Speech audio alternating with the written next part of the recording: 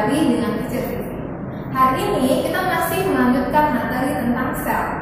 Poin yang akan kita bahas hari ini adalah struktur dan fungsi bagian-bagian sel.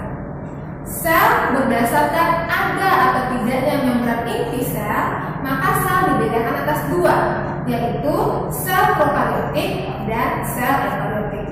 Struktur sel prokariotik dengan sel eukariotik memiliki perbedaan. Bagaimana perbedaannya? Mari kita lihat.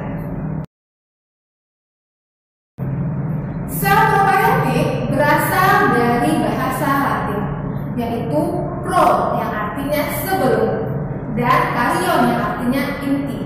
Sehingga dapat kita artikan bahwa ciri-ciri utama dari sel prokariotik adalah selnya belum memiliki membran inti sel, sehingga tidak ada pemisah antara materi genetik di inti sel dengan bagian sel lainnya. Atau dapat dikatakan juga bahwa sel prokariotik tidak memiliki membran yang melindungi inti sel.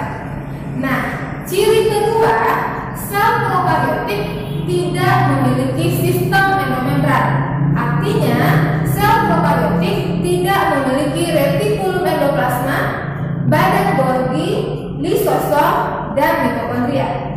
Ciri yang ketiga, sel prokariotik umumnya berdiameter 0,1 sampai 1,0 mikrometer. Contoh sel prokariotik adalah makhluk hidup dari kingdom Archaeobacteria dan Eubacteria. Nah, bagaimana komponen-komponen sel atau organel-organel sel yang terdapat di dalam sel prokariotik? Untuk lebih jelasnya, silahkan Anda perhatikan gambar berikut ini. Dari gambar dapat kita ketahui bahwa sel prokariotik tersusun dari beberapa bagian. Pertama, pili yang berfungsi untuk membantu bakteri menempel ke sel bakteri yang lainnya atau membantu bakteri untuk menempel pada substrat. Yang kedua, ribosom yang berfungsi sebagai tempat sintesis protein. Dan yang ketiga, kapsul yang berfungsi untuk mempertahankan diri bakteri dari antibodi yang dihasilkan oleh sel inang serta melindungi bakteri dari kekeringan. Bagian yang keempat, membran sel atau membran plasma berfungsi untuk mengatur keluar masuknya zat keluar atau ke dalam sel. Yang kelima, dinding sel melindungi sel dan membuat tubuh bakteri memiliki bentuk yang tetap.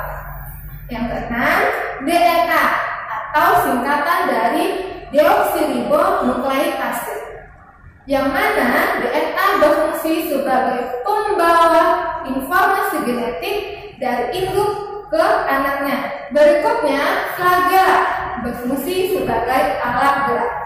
Dan yang terakhir, mesosom yang berfungsi sebagai tempat terjadinya proses respirasi sel. Sebelum kita bahas bagaimana komponen-komponen sel atau organel-organel sel yang terdapat di dalam sel eukariotik, mari sebelumnya kita lihat ciri-ciri dari sel eukariotik. Kata eukariotik berasal dari bahasa Yunani, yaitu eu yang artinya sebenarnya dan karion yang artinya inti. Sehingga dapat kita simpulkan bahwa sel eukariotik memiliki ciri-ciri. Pertama, telah memiliki membran inti sel. Yang kedua, telah memiliki sistem endomembran. Artinya, sel eukariotik telah memiliki retikulum endoplasma, badan Golgi, lisosom, dan mitokondria. Ciri yang ketiga, sel eukariotik umumnya berdiameter 10 sampai 100 mikron.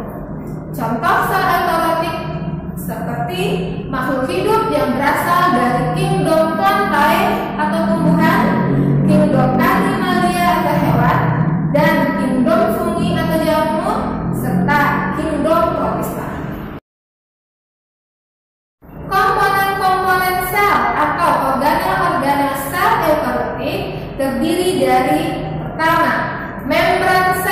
atau membran plasma. Silahkan Ananda perhatikan gambar berikut ini. Membran sel atau membran plasma tersusun dari bahan lipid atau fosfolipid, protein, dan karbohidrat. Satu unit fosfolipid terdiri atas dua senyawa. Pertama, senyawa fosfat yang berada di bagian kepala pada permukaan membran dan bersifat hidrofilik atau menyukai air. Bagian yang kedua, asam lemak yang berada di bagian ekor yang tersembunyi di dalam membran. Nah, berdasarkan letaknya, protein membran dapat dibedakan menjadi dua jenis. Pertama, protein integral atau protein intrinsik yang tertanam di antara bilayer atau lapisan fosfolipid. Kedua, protein perifer atau protein ekstrinsik tertingkat secara longgar pada permukaan membran atau melekat pada protein integral. Nah, bagaimana fungsi dari membran sel? Iya, membran sel memiliki fungsi. Yang pertama, mengontrol masuknya zat ke dalam sel dan keluarnya zat dari sel. Yang kedua, sebagai pelindung agar isi sel tidak keluar. Dan yang ketiga, sebagai reseptor atau menerima rangsangan dari luar sel. Organel sel yang kedua adalah nukleus atau inti sel. Silahkan Anda perhatikan gambar berikut ini. Dari gambar dapat kita ketahui bahwa di dalam nukleus terdapat nukleoplasma atau plasma inti. Kemudian terdapatnya anak inti sel atau nukleolus dan materi genetik yang berupa benang-benang kromatin. Pada saat sel membelah, maka benang-benang kromatin akan memendek dan menebal, yang kita sebut dengan istilah kromosom. Fungsi nukleus sebagai berikut. Pertama, mengontrol sintesis protein. Yang kedua, mengendalikan proses metabolisme sel. Yang ketiga, menyimpan informasi genetik berupa DNA. Dan yang terakhir, sebagai tempat penggandaan atau replikasi DNA.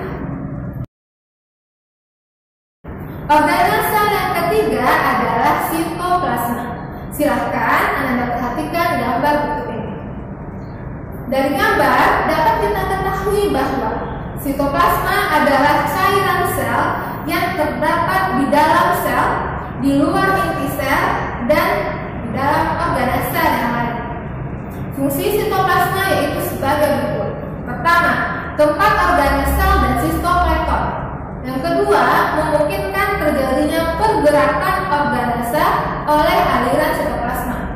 Ketiga, tempat terjadinya reaksi metabolisme sel. Dan yang terakhir, untuk menyimpan molekul-molekul organik seperti karbohidrat, lemak, protein, dan enzim. Nah, sampai di sini pembelajaran kita hari ini. Semoga Ananda dapat memahaminya dengan baik. Sampai jumpa di video pembelajaran berikutnya. Assalamualaikum warahmatullahi wabarakatuh.